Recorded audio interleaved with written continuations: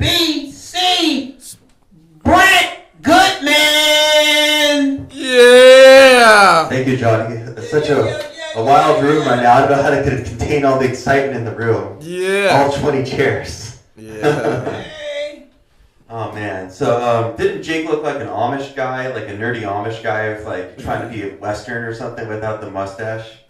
Like No Shave November type thing? I don't know. So That's funny. yeah.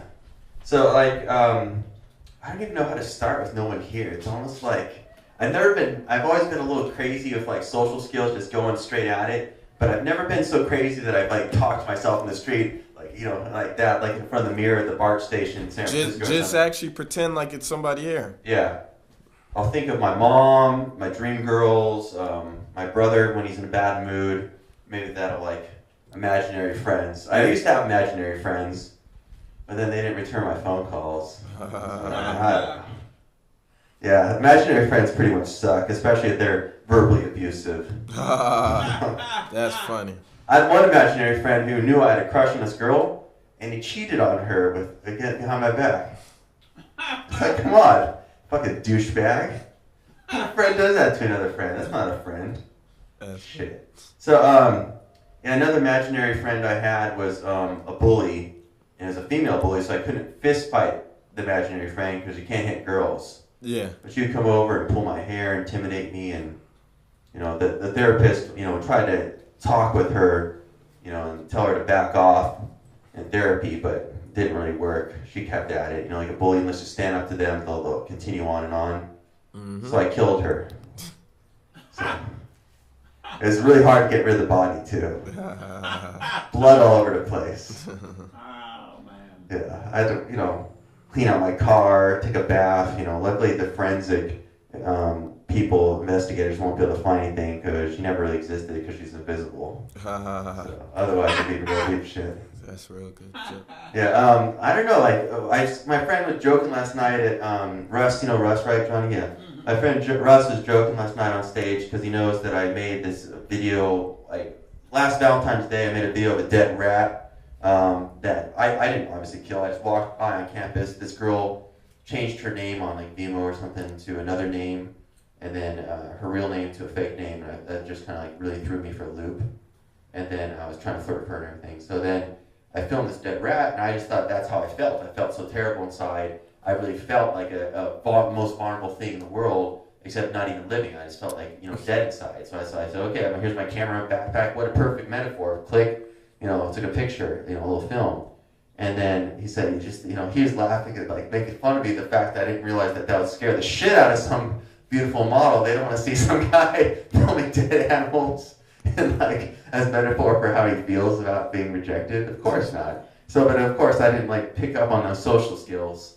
I blame my invisible friends who used to pick on me for that reason, because I just didn't know social skills after getting beat up and bullied by my invisible friends. So, yeah, so like, you know, he's like joking, like, you know, oh, you guys have no idea how bad Brent really is. You see him up here, he's a little crazy, a little goofy, but then you really have no idea what he's, you know, we know he's harmless, but these other people don't when you film dead rats. Like, okay.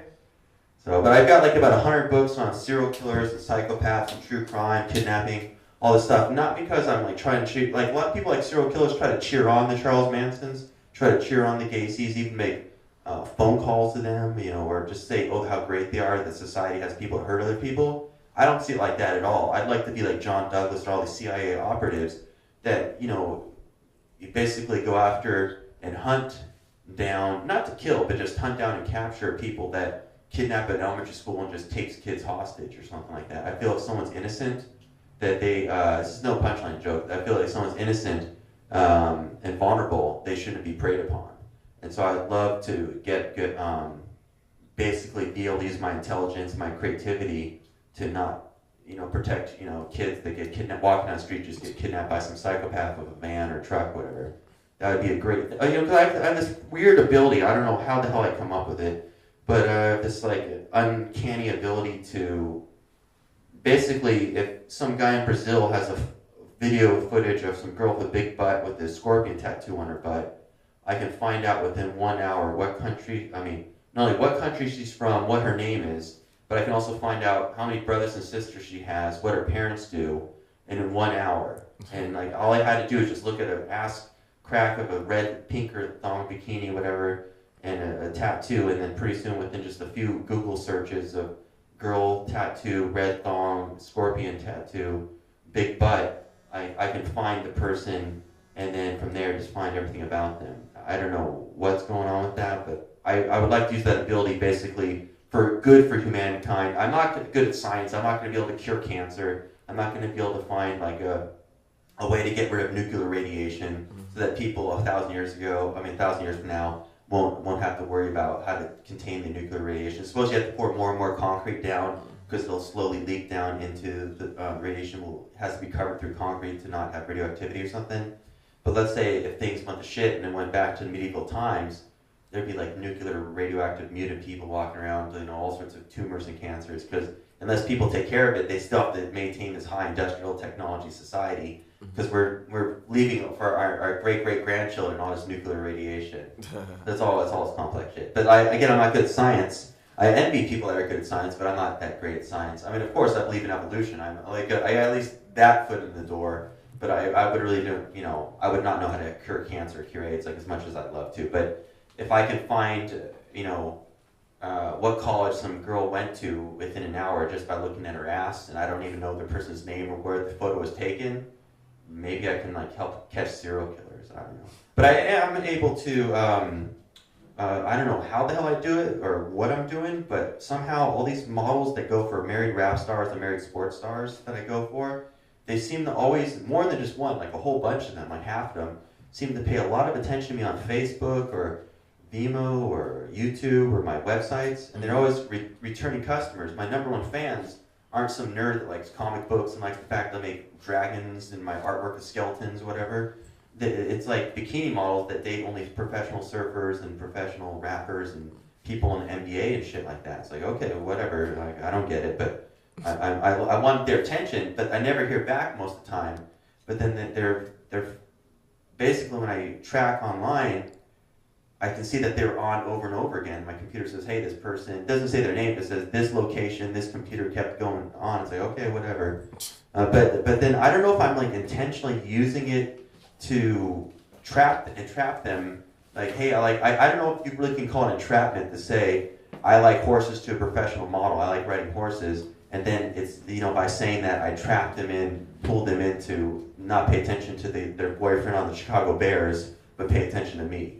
Like, if it was that simple, then every guy would just say, hey, I like the zoo, I like horses. Yeah. And then every guy with all 3,000 fans, 5,000 fans, would go and be able to have the girl who only dates millionaires pay attention to the guy who lives in his parents' house and works at Radio Shack, So it's not, I don't think it's like that simple, but like, a lot of people say, well, Brent, you're probably more interesting than her boyfriend is.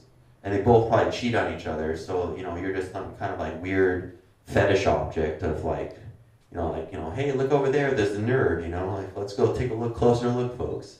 I don't understand it, but it's kind of both a thrill and an insult. It's an insult because they won't contact me back, and I'm kind of treated like garbage by some of these girls. Not all of them, but a few of them, one or two of them. But, and it's also kind of a thrill because, my dream girl's actually paying attention to me. They just never cyber stalk me with actually being verbally abusive or verbally positive. I never hear anything letters back, but again, their face, always comes up, or their location the computer keeps on coming up. And like direct traffic, meaning they went directly to my website, directly to my link, and yet I don't know anybody in Fairfield, New Jersey except that model. It's not like anybody, it's not like I have cousins or friends I met at Comic-Con who live in Fairfield, New Jersey, or friends from art school who are now living in this small town, or so it is kind of random. I'm just blabbing about it, but it's like it takes over a lot of my attention. Imagine if, like, the next time someone comes out of the woodwork as a bank robber or something, he's coming in there dressed as the garbage man or whatever. They had an old guy called the Geezer Man in San Diego.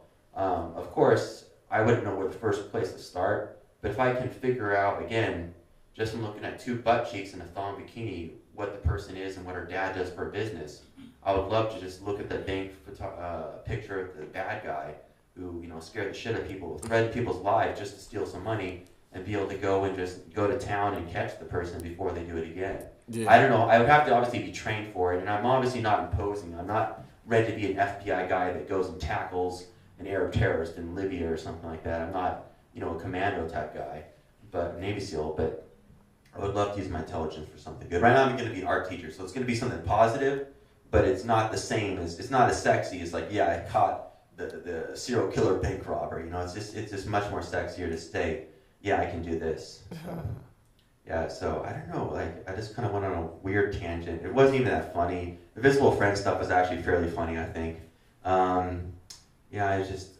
The highlight of my whole year pretty much was falling off my horse. That's really, falling off my horse was the most painful fun I've had the whole year, because it really meant that like it really was like a wake up that you've been riding a horse for a whole year now, Brent, and you fell off. That means that you're so dedicated to it that even if you get hurt, you just get right back on. It's much more sexier than, I remember I showed you some of the pictures of the models I like. It's much more sexier to fall off your horse than it is to know that your famous model is like paying attention a little bit. So, but they never hear back. But I really haven't anybody press charges, so that's good. That never came up yet.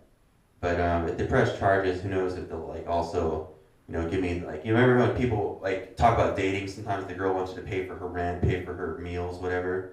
With my bad luck, not only would the girl press charges, but then she starts saying, "Well, I want, I eat out 3 times a week. I want you to pay for that too." It's like just sit in the parking lot. And I was like, "What am I going to do in the parking lot while you're eating your meal with your boyfriend?" I don't know. It just probably be. I just imagine it would be very dysfunctional and not glamorous. So the weird part about being weird is that everything that bad happens around me as a kid was always kind of, this is weird. Like you're getting picked on in the 5th grade. This is weird. Why is this kid picking on me? Or something bad happens, your dad just goes off on you in public at 15. This is weird. Why is this happening? It feels almost like dreamlike. And then everybody looks around me and points me out. Oh, you're the weird guy. You're crazy. You're like a psycho. You're a nerd. Whatever they want to tag me as. But I just see things happening around. If I make a mistake and I F up, I own it. I realize that filming a dead rat probably would creep out a girl, but I didn't realize that at the time. But I own when I make a mistake, and once I catch on about it. But it seems like everybody else never owns it, and then looks at me and kind of like, you're the one that stands out. It's like, no, I don't. I'm much more normal than people think. It's just that I just stand out because I just vocalize it. I heard everybody has all these crazy thoughts in their head, or as soon as they see a girl that's interesting, they think about sex. I never went down the road of sexual harassment. I don't really view women that way, really. I view them more as role models, which gets a lot of laughs from people, because they say, like, a girl in Penthouse or a girl in Sports Illustrated magazine is your role model. It's like, yeah, she gets all this attention, she's beautiful. At Comic-Con or the auto show, every guy's like, wishes they could put her hands on her. All they do is just get an autograph. What is some guy who, is like, buys professional autographs from like, people like the sports stars like Junior Seau or something like that, or Joe Montana like buys an autographed jersey or something like that. What did they want an autograph from a dumb 22-year-old girl for?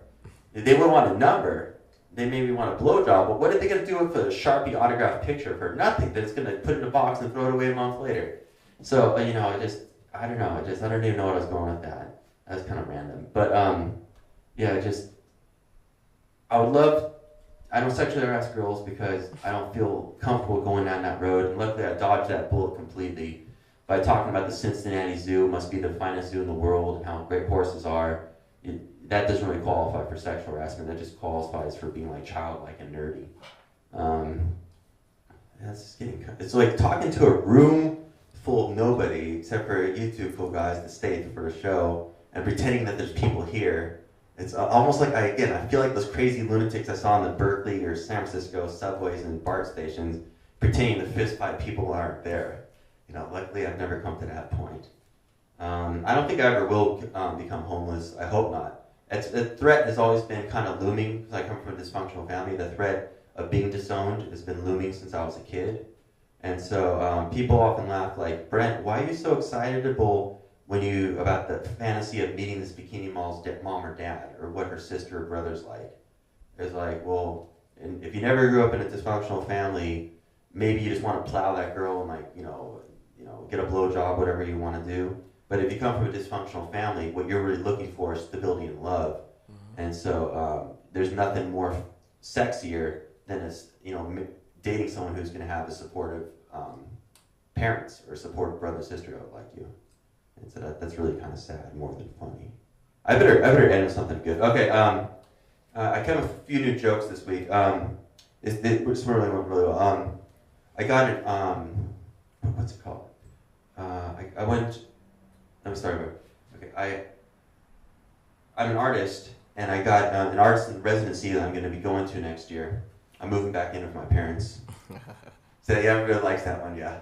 And then I got another one. Okay, I was on a date with a divorcee last week. It was going pretty well, and she's telling me all about her, how painful her divorce was, and complaining about her ex-husband, who she recently just no longer with. And then asked her if she's ticklish. I haven't heard back for a whole week. I don't know what's going on. That one got a few laughs here and there, but I guess you guys didn't like that one. And then here's another one. I was on a date last week, and with a different girl, and I asked. It was going pretty well, and I was sitting across from her at dinner, and I said to her at the sushi place, I said, let's finish up the meal, then we'll go back to your place. And she said, no way, I don't even like you. I'm not going to see you again. And then I took my tap water I was drinking out of, and I put my finger in the cup and flicked it at her head and said, the power of Christ compels you. The power of Christ compels you. So, some people like that joke. Yeah. Yeah. But one guy didn't understand it. He said, oh, are you saying she's, she's sated for not sleeping with you? And I was like, he didn't get the joke. He thought that somehow he missed the whole exorcist joke. And he completely took the joke in a whole other direction. It was his agenda. It was no, the whole joke would be that she must be possessed not to want to see me again or sleep with me. That was the joke. But he completely missed the boat on it. He's like, oh, so you ran out of water or something? He went on the whole thing about water with the joke. I was like, no, the water is just the prop for the Linda Blair Exorcist, the William Friedkin film. You're not getting it.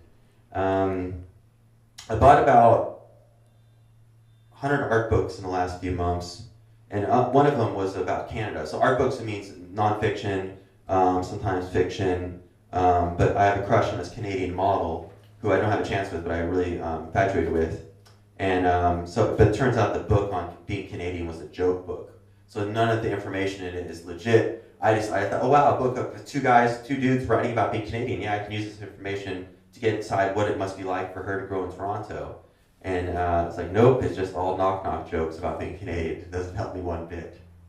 But I do have, I got a whole bunch of true crime books, and I'm kind of putting together puzzle pieces about who people really are when a CIA operative goes rogue and starts working for other countries. They end up working for Libya, who they're supposed to be working for us to catch Libya. It's kind of really interesting, especially when it's in the 80s, because you get to see the progression. When people say that crack cocaine probably became popular when we were having the whole problem with Iran-Contra, we're trying to do stuff in Latin America. I really think that must be I don't think it's a conspiracy that if we know we are using drug cartel dictators in Latin America to pay for weapons to be traded to Iran, who we're supposed to be not working with because they had American hostages. It just kind of things start falling into place. I'm not a big conspiracy person. I don't really look at the dollar bill and try to analyze how it's all some sorority or fraternity must have had some place, skull and bones, whatever. I'm not the Illuminati. I'm not a big Illuminati person. All the high school kids I was teaching, they're all in the Illuminati.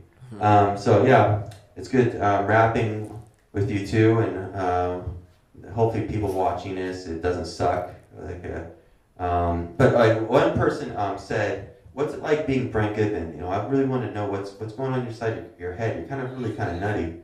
And then I said, "Well, someone tried to climb into my head the other day, a headspace, and they got suffocated." So, all right, see you guys, Brent Goodman. Thank you. Bye. Woo! Yeah.